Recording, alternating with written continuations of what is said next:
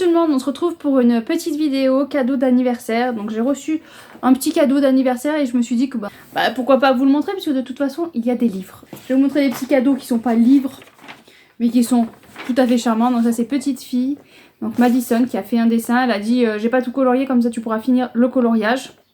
Voilà, ça pourra me permettre de finir le coloriage. Par contre je lui ai dit il a fallu écrire vos noms parce que moi je vais plus me rappeler après. Bon, je me douterais bien même en disant que c'était petite fille avec les chevaux.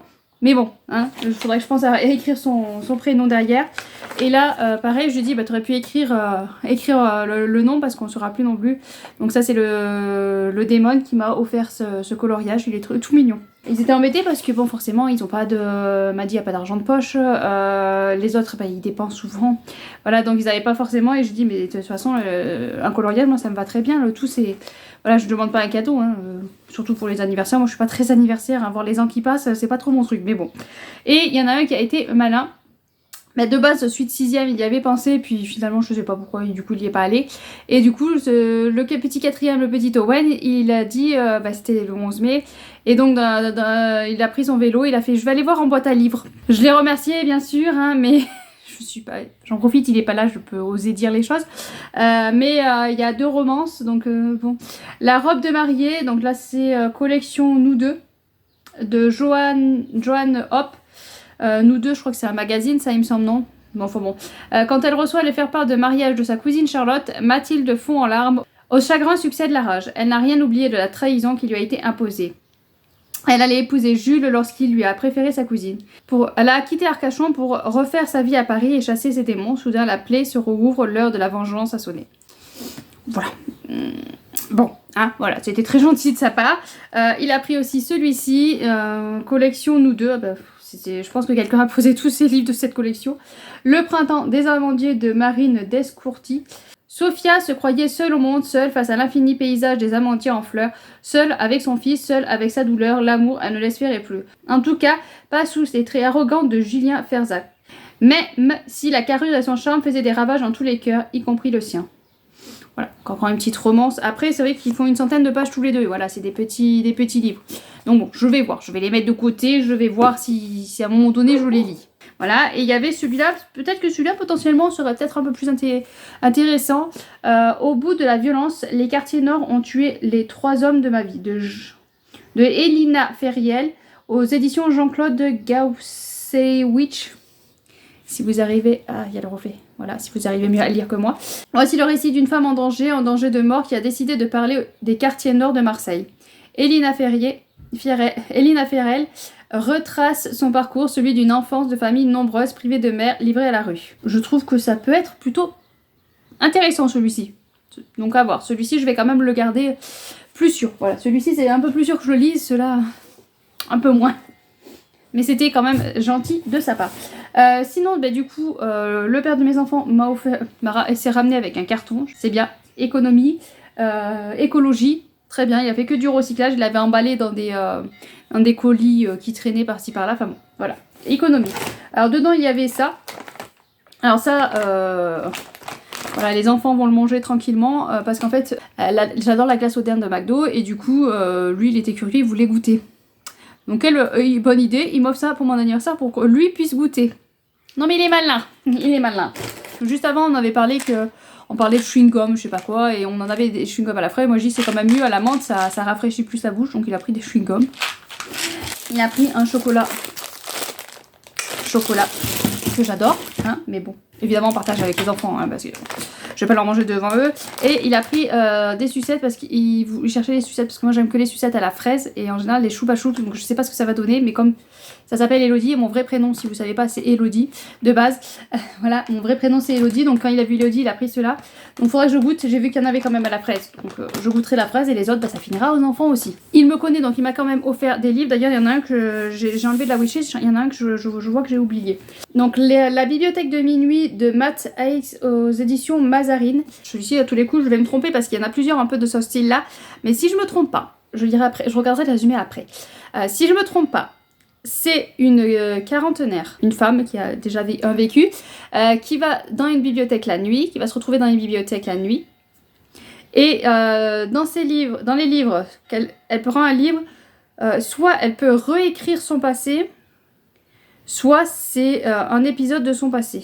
Je vais lire le résumé. Bah, c'est vrai qu'il y en a plein, il y en avait 2 ou 3 comme ça, dans ce style-là, que j'avais repéré, et bon, celui-là était dans ma wishlist, mais du coup, je ne sais plus exactement. À 35 ans, déjà je l'ai vieilli, la pauvre. À 35 ans, Nora a l'impression d'avoir tout raté. Lorsqu'elle se retrouve un soir dans la mystérieuse bibliothèque de minuit, c'est sa dernière chance de reprendre en main son instinct. Si elle avait fait d'autres choix, que se serait-il passé? Ah voilà, donc elle peut voir ce qui serait passé si elle avait fait d'autres choix dans sa vie. Donc elle aurait pu, voilà, elle peut voir ça. Donc moi je trouvais que c'était plutôt pas mal, plutôt intéressant comme histoire.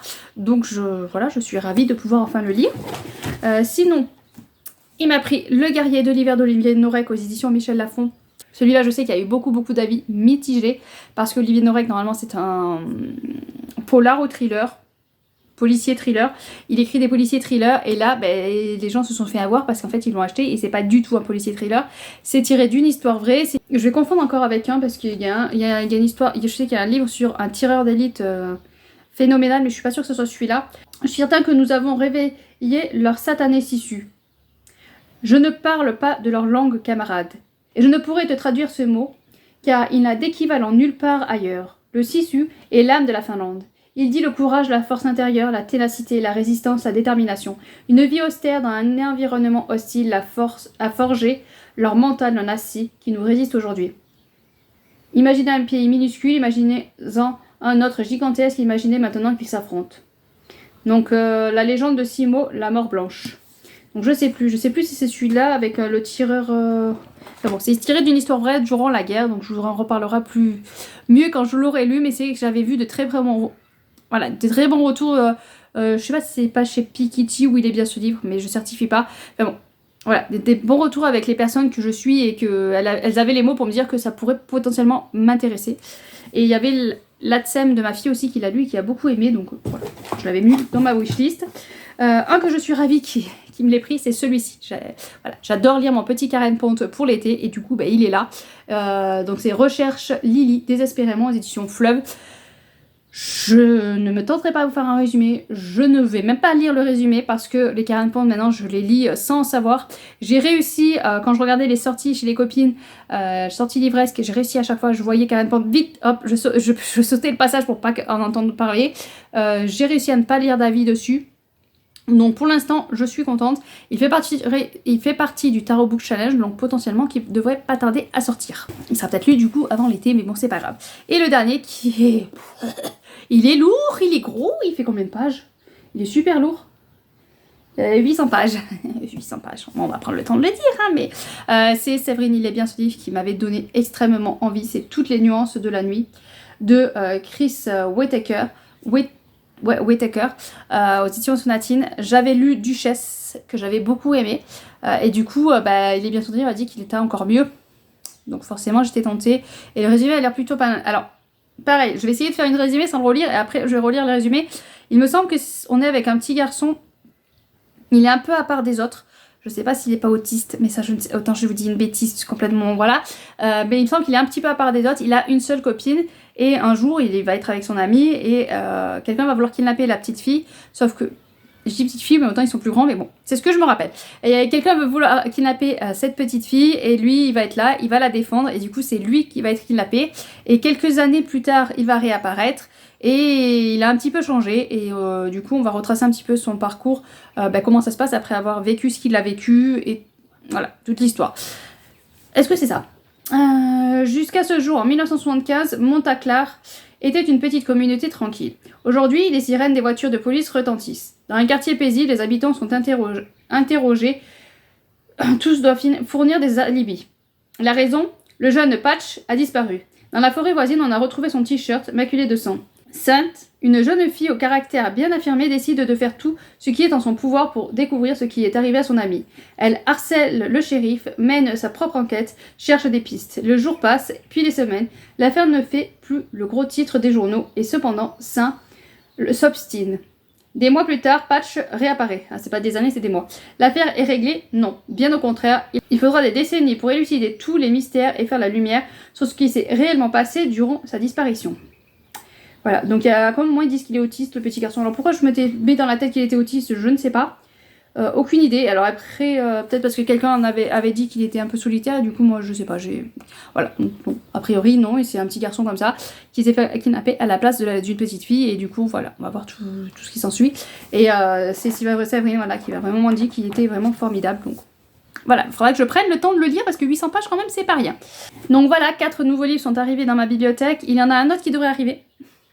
Mais malheureusement ils étaient en rupture de stock et du coup bah voilà, mon anniversaire étant dimanche, mon anniversaire étant arrivé, il a pas eu, le livre n'est pas arrivé, donc il m'a dit bah tu l'auras plus tard. Et il m'a dit il me semble qu'il y a dans le titre il y a cerisier, donc je pense que c'est un édition Charleston, les cerisiers fleurissent en hiver aussi ou un truc comme ça. Je pense, parce que sinon je vois pas d'autres titres avec cerisier. Voilà, il n'y a que celui-là qui me vient à l'esprit, le Charleston. Donc je pense que potentiellement c'est celui-ci. Et ma belle-maman m'a offert une carte à la librairie de 20 €. Donc j'ai dit, bon bah voilà, ça payera le livre que tu m'as commandé. Et mon compagnon a dit, non, mais voilà, moi je t'ai commandé ça, c'était pour ton anniversaire. Celui-ci, et la carte, tu prends autre chose. Et donc bah, je me suis précommandé, enfin, du coup je me suis commandé le dernier Wallenstein, Fille de Feu, ou Fille du Feu.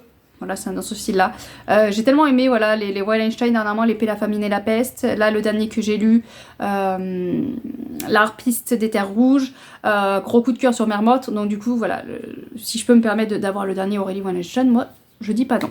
Donc voilà pour cette petite vidéo. Sur ce, je vous laisse. Je vous souhaite de bonnes lectures. Et à bientôt, bien sûr.